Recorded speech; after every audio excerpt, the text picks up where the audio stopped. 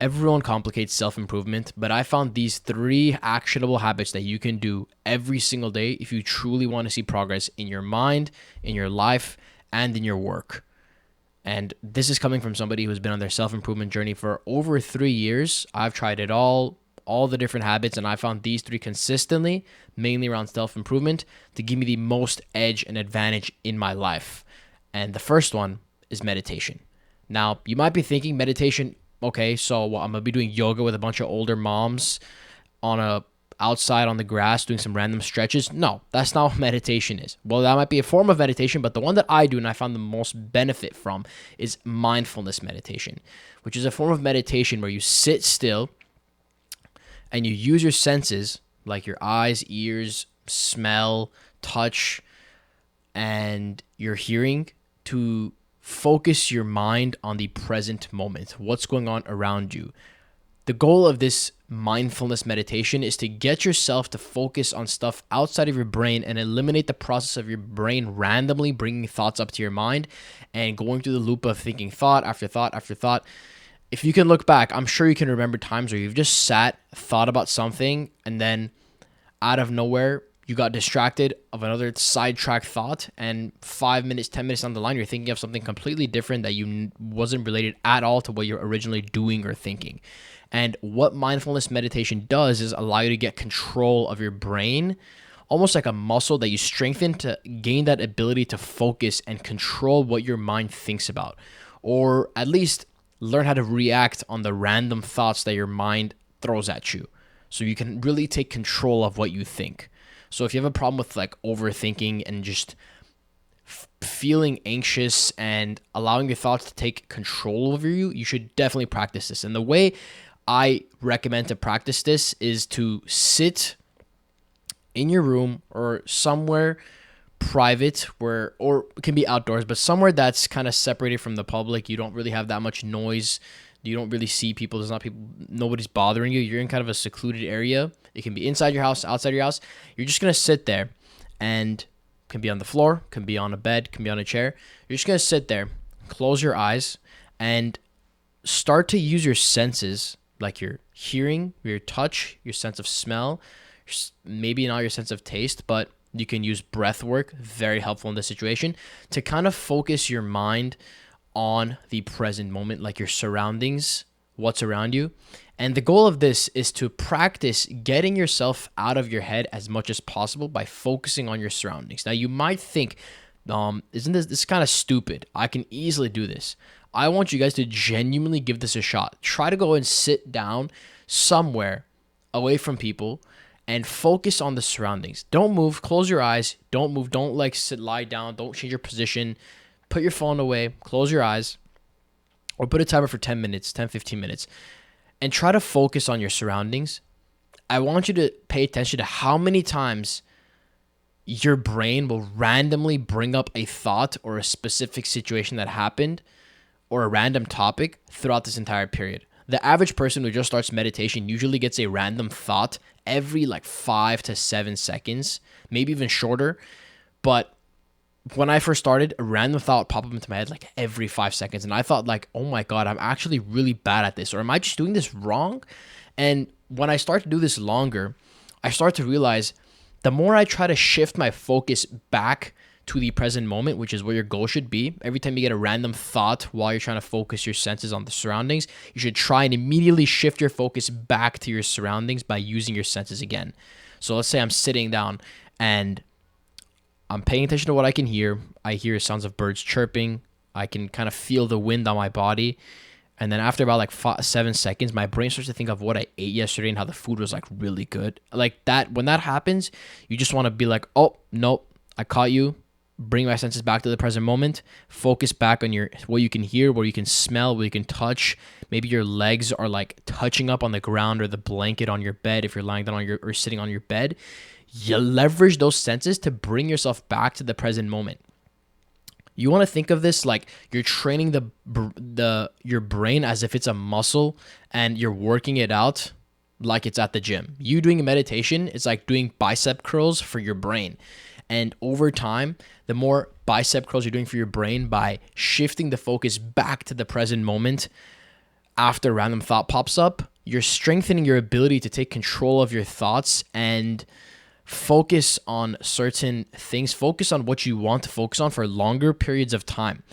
After you meditate for a few weeks, you might not notice any progress within the first like few days or even a week or so, but after 2-3 weeks, maybe even a few months, you'll notice that you're able to go longer periods of focusing on the surrounding area, the present moment, without getting random thoughts interrupting you. It might start to be like every 15 seconds, every 30 seconds, maybe even every minute, a random thought pops up and you can immediately bring your focus back to the present moment, and it's not even a problem for you. And once, as you're building this skill, you'll notice in your real world, whenever you're talking to people, whenever you're watching a video, whenever you're reading a book, whenever you're engaging something that requires focused energy, you will have extreme focus for longer periods of time and it'll feel abnormal to you, which is how it felt to me. That's when I really realized meditation is truly a skill and a habit that everyone needs to include because it's transformed my life and I've seen it transform many other people's lives as well. By the way, if you guys want to learn how to deeply incorporate all these topics and hear more about these type of information, I have a program in the link in my description. You can check it out if you want to be part of that as well. But I start to see how beneficial it can be, and I tried to introduce it to some of my friends, and they've even used it as well, and they noticed how much it's actually calmed and relaxed their mind.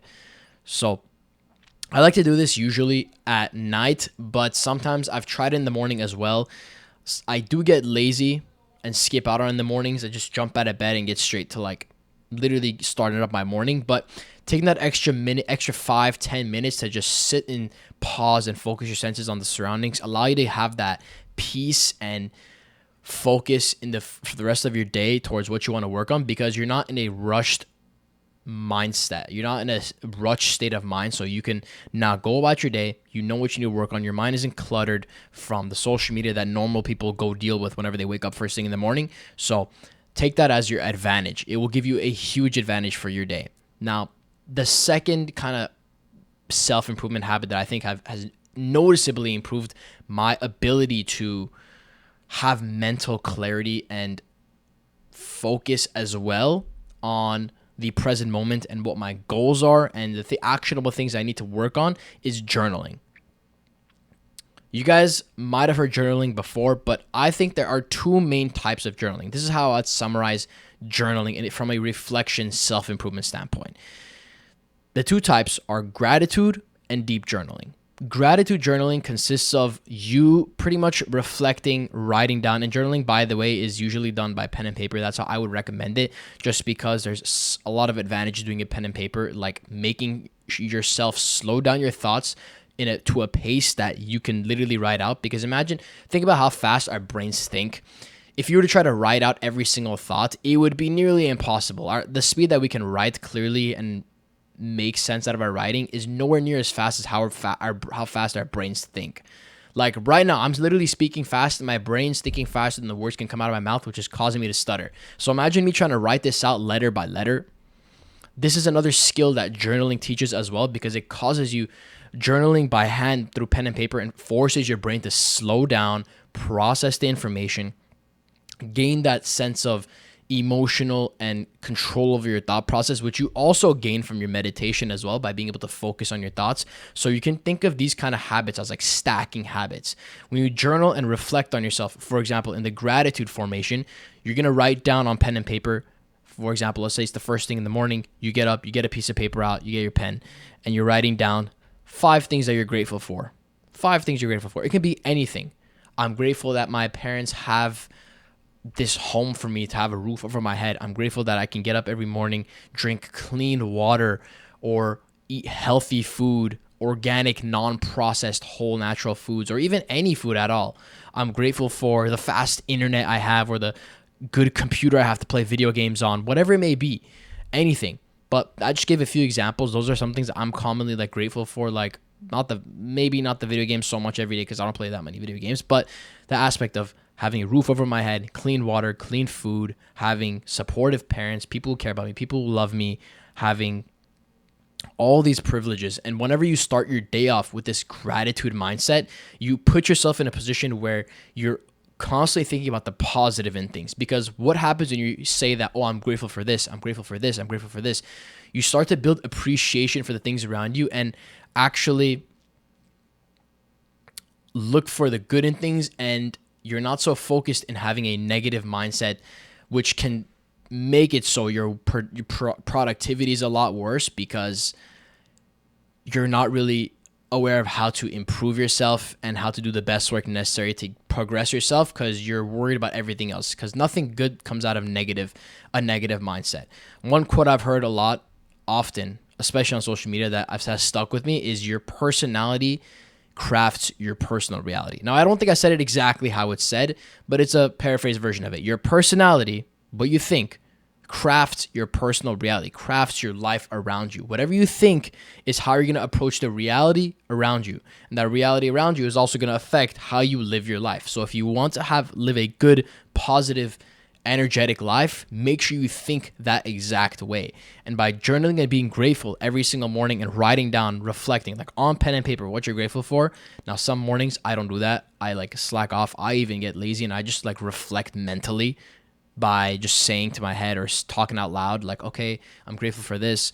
I'm grateful I have a roof over my head. I'm grateful I got out of this comfortable bed. I'm grateful that I have an AC in my house that can keep me cold when temperature's hot outside. Like, even the most minimal stuff can like change the way you think, like the brain wiring and how you think. So I noticed as I started to do this more often, my mindset going to the day has just been so much more at ease and so much more kind of ready to tackle whatever I have to do for the day, because I'm going in about the day with a positive mind, ready to do what's best for me, not like push off my problem. I'm not focused on my problems. I'm focused on what I can do right now to get myself to the best possible version of myself.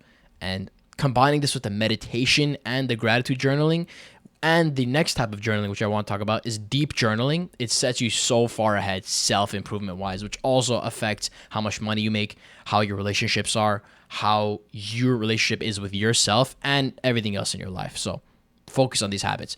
Deep journaling, which is the next topic I want to talk about, is kind of similar to gratitude journaling. You're going to write down on pen and paper, but instead of talking about things you're grateful for, you're going to be reflecting on maybe certain things that have been plaguing your mind.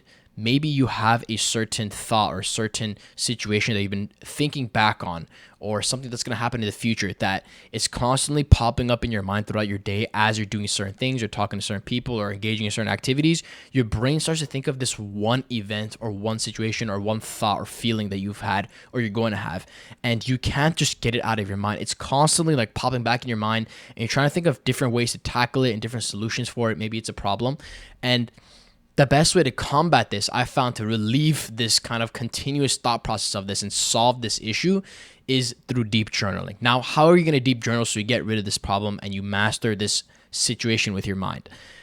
You want to literally just pull out a pen and paper and write as much as you can about that topic or about the thing that's plaguing your mind. It can be half a page long. It could be 10 pages long. There is no limit. You are going to write until you have fully thought about every single thought about that feeling or thing that's plaguing your mind, to a point where when you come to a point where you're writing this and you're thinking like, all right, I've practically thought about everything. I don't know what else I want to write. That's all I got for this. Then you are like done with the writing portion of the deep journaling. After you do this, you can imagine this is like outputting a thought onto a piece of paper, every single detail about a certain thought onto a piece of paper, so that now you're taking it out of your brain and it's saved onto like a physical document now on like a piece of paper, and there's nothing left to think about it. You tackled as much as you could with this thought and wrote as much as you could about it, and there's nothing left for you to do. You've already outputted everything. So there's really nothing left for you to think about this, unless you want to go back, reread it, and see if there's anything else you can tackle. But I found that once I started to do this, and if there's something plaguing my mind, maybe a situation that's upcoming and I want to figure out how to tackle it, or something that happened in the past that I don't feel like I handled properly, or maybe a relationship that I had that I feel like, oh, we broke up and I could have done better, or some things could have been improved, or maybe I want to reflect on it, then I'm going to write down about the relationship and go like ham all over the pen and all over the paper and write as much as I can in detail about my thoughts, the different things I'm thinking about. Because over time, as I'm writing that down and many pages go by, I'll start to realize there's not much thinking or thoughts I want to put down. And after a certain amount of time, I'll have written down everything I want to talk or think about this. So after that, you'll start to feel like, okay, so I've kind of already thought about everything. There isn't really anything else I want to talk about. So you'll feel more at ease because you explained and reflected about everything about that topic, and there's really nothing left to say. So your mind won't be at it won't feel like a burden anymore about the situation, or the situation won't feel like a burden to you anymore. Now, it might even open up more clarity in a way where you'll find how to tackle the feeling or situation that you wrote about, and that'll give you that advantage as well. So depending on the situation, your brain will react differently to it, but either way, either you'll be at peace after it and you'll have the mental clarity, or you'll know how to handle the situation more effectively. You'll get to a better result.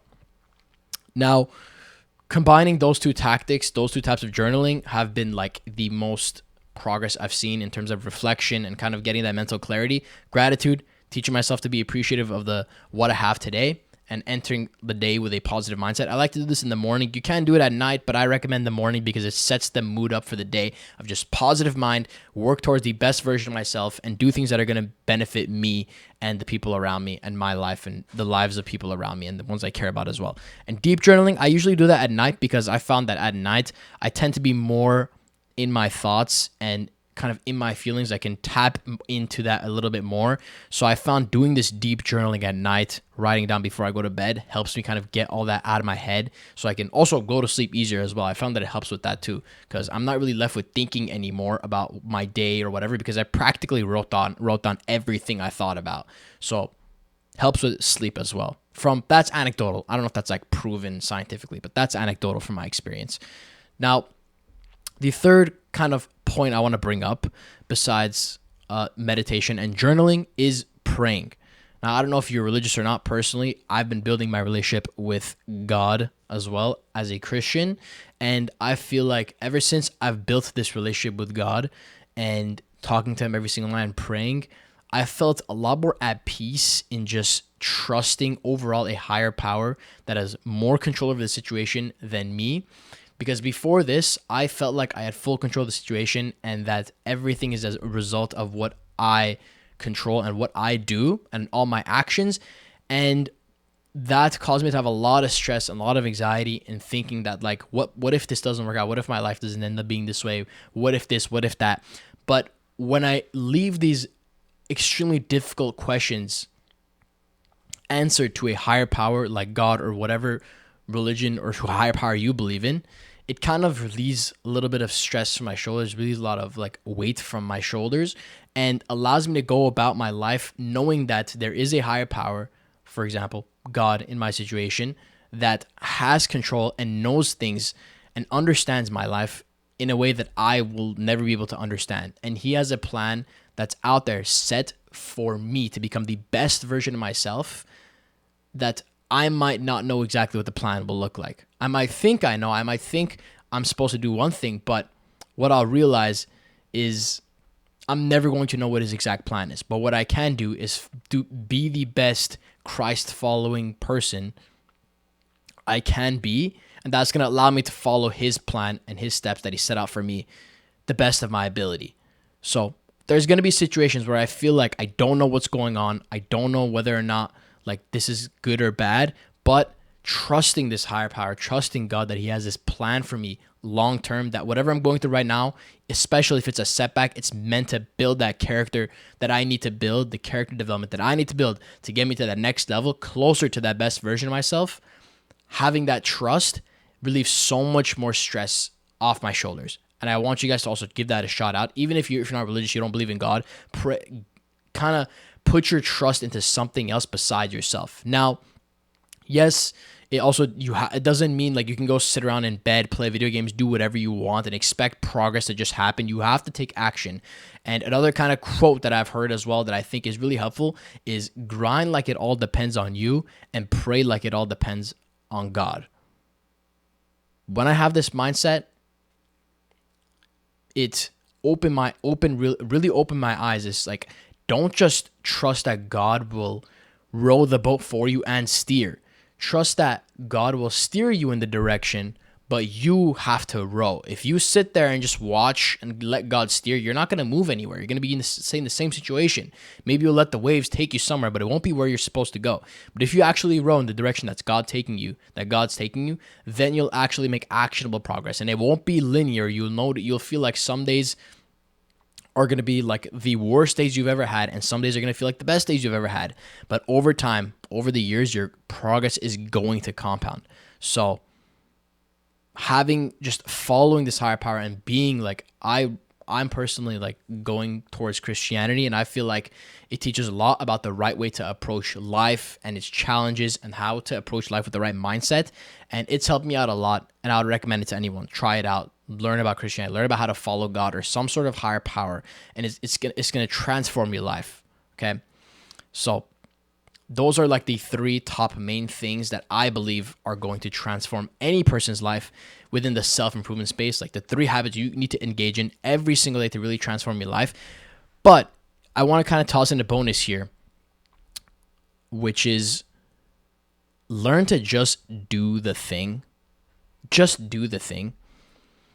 A lot of people become like more self-improvement like nerds, like self-improvement geeks, where they just learn all about self-improvement, all the little habits, all the little techniques that they can do besides just doing the thing that they need to get done. Like they'll spend hours setting up the morning routine, doing the cold plunge, taking the cold shower, going for a run, coming back, meditating, journaling, and like 5 hours have gone by. Unless that's your work, like you want to live like that and that's what your kind of work is, which I highly doubt, because a lot of you guys are probably doing other stuff as your work or your school or your studies and whatnot. A lot of people prioritize that, thinking that that's going to get them aligned with their goal and help get the work done. But if they realistically spent like maybe that first 30 minutes instead of 5 hours getting ready and setting themselves up, instead of having this entire long ass morning routine with all these habits that are helpful but not really necessary to really progress them, they'd get a lot more forward and more progress in their life if they just focus on just doing the things that they need to get done. The highest leveraged ROI work, that's really what's gonna progress them if they focus on doing those things in the morning. Like, okay, spend 30 minutes doing your gratitude journaling, doing your meditating, and then after that, boom, get to work. Or maybe get some sunlight as well. That's helpful too. After that, 30 minutes have gone by, get to work. Do work for another 3 hours, go eat breakfast, go take a run if you want, because you've been sitting all day, all those 3 hours doing work. Go take a run and then do some more helpful self-improvement stuff. Don't try to set the mood, prepare yourself, and have an entire routine that's hours and hours long to prepare yourself just to come to a point where after the entire routine, you realize you don't have time to actually do the thing. Don't do that. The progress is made by just doing the thing, and the self-improvement habits help you progress to know what you need to work on and actually get it done. But when you become like this self-improvement nerd that's like, oh, I need to do the morning routine, and then I need to go do the journaling, and then go do the run, and then get the sun, vitamin D exposure, and then make sure I'm meditating again for another 30 minutes and get myself in the mood and to think about the topic, and let me sit and manifest the topic as well, and then let the thoughts come to me, and then I'll start. When you do it all like that, maybe, sure, if it helps you, great. But I think that usually just delays the progress for most people, and they'd be better off if they had a really short preparation and then just focus on just doing the thing. Just doing the thing. A lot of times you'll notice another quote that I've heard a lot that I like to also talk about is, the magic you're looking for is in the work you're avoiding. A lot of times, some people can use these self-improvement habits as cope to not do the hard work, because the hard work is hard. It's difficult. It's not fun. A lot of times there won't be like enjoyment and fulfillment during the work, but you hitting those goals and the results that are produced from that hard work is fulfilling. That's where the true fulfillment comes. The delayed gratification, the delayed fulfillment, not the instant gratification. Sometimes the self-improvement habit might be the instant gratification, and the hard work that you need to get done will be the delayed gratification that you're avoiding. So it can be like almost inverse. So you don't want to get tricked by your own mind thinking that the self-improvement, oh, I'm doing self-improvement stuff, I'm going on a run, that's healthy, I'm meditating for an hour before my work and getting myself in the zone, that's helpful and it's gonna help my focus. But you're just really coping with the ability of not doing the hard work that you need to get done. So meditate, journal, deep journaling and gratitude journaling. Meditate every single day. And it can be anywhere from 5 minutes to 30 minutes. Make sure you at least do a little bit. Try to get those reps in initially. It's going to help out a lot. Make sure you're praying to God or some sort of higher power that you believe in. And understand that some shit might happen to your life that's not fully in your control and you might not fully understand, but it's in the best interest of your future self for you to become the best version of yourself. So along with that, learn how to just do the thing. Don't be a self-improvement nerd. All right? Y'all got this. Again, link in the description if you guys want if you want to join my program and hear me talk more about this stuff and break it down in more of a deep, structured format and just get like direct like connection with me about these topics and help me guide you. You can check out the program, link in the description for that as well, my school community. So check that out. I'll catch you on the next video. All right? Peace.